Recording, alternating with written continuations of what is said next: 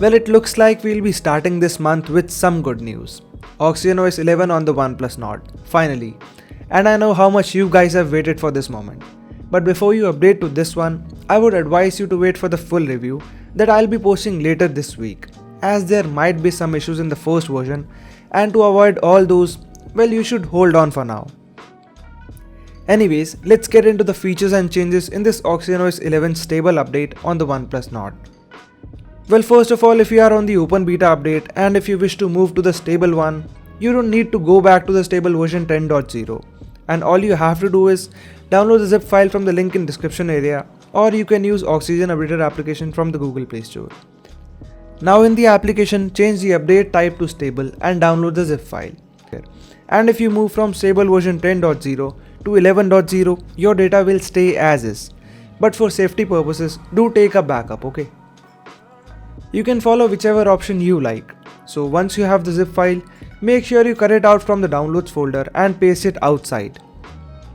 This is very much an essential step, and if you don't follow it correctly, then you will get an error that no zip file was found. So just go to the settings, now go to system, choose system updates from the list and tap on this gear icon on the top right corner. Now choose the zip file we just downloaded. So click on that OK button and the system will start installing the update.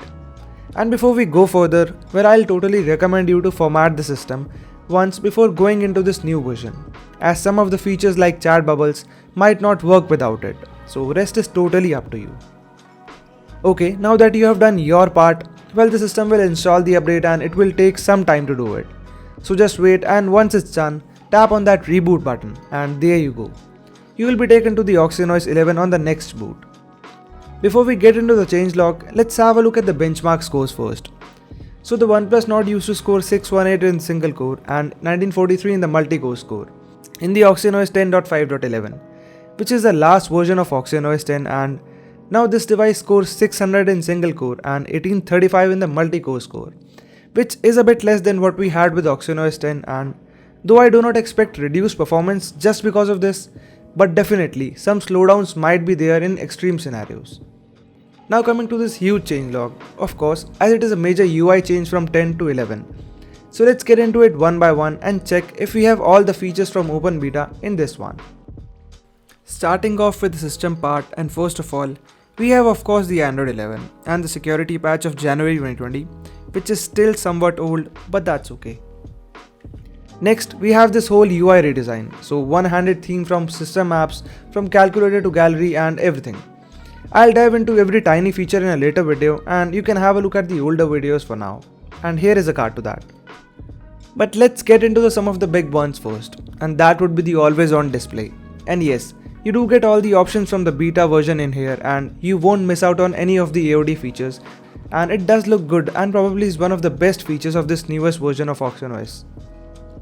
We also have the canvas AOD feature, and since it is a stable update, it should work fine for you. And to sum up its functionality in short, it creates a sketch looking AOD that looks a bit different and more personalized as such. So it is working fine for me in this version. We also have a scheduled dark mode with this update, so instead of going to the customization, you can add a toggle for that in the notification shade itself. Plus you can even schedule it as per your taste. Also, this notification shade has a slightly tweaked UI now, and this is what it looks like. Next, we have the horizon light feature, and you can enable it in settings. Now go to customization, and in here, go to the horizon light and just choose the color you would like to see, and that's it. So whenever you will get a notification, the edges will glow up to notify you about the same. So a nifty feature yet again. Oh, and before I forget this, well, some of you are wanting to use the Oneplus Dialer, right? So now you can use it in stable OxygenOS 11 and even record calls without that prompt. And it works fine. So if you want me to share a separate video on that, feel free to ask in the comment section down below and I'll drop a video as soon as possible. Also, you can use OnePlus contacts and messages as usual. So better days are coming, it seems. Next, we have this revamped UI in the OnePlus shelf as well. So that brings a new weather widget as well, which is cool.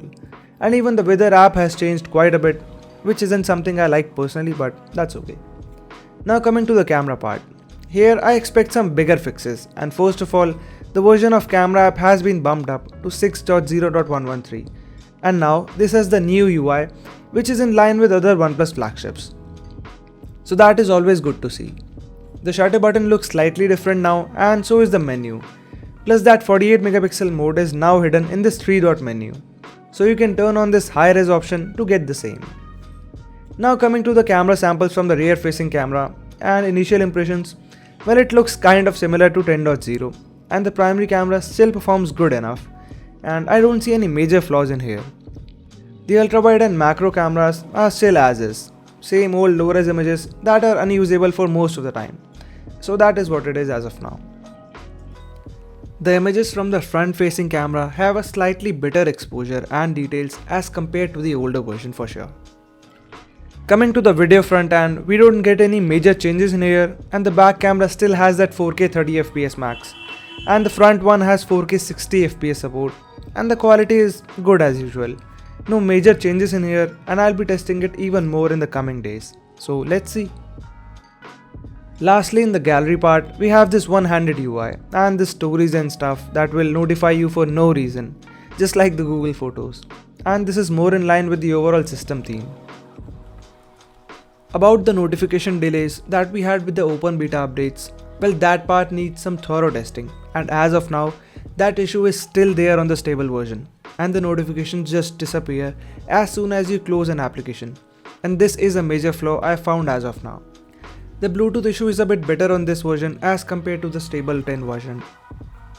Also, the Google app issue on mobile data seems to have been fixed with this update, and now I don't see that the app is offline issue with this one, finally. Coming to the Android 11 features that we get with this one. So first of all, we have this new power menu, a redesigned player notification which makes this whole UI a bit cleaner. And we even have this notification history feature that you might have to enable in settings and then go to notifications to enable it. So now you will be able to see what notifications came in the past 24 hours, which is really helpful as I've been using it personally. Anyways, these are most of the new features of this OxygenOS 11 stable version. And as of now, the device seems snappy and responsive, and the apps are working fine. There are no crashes as such or any hiccups here and there.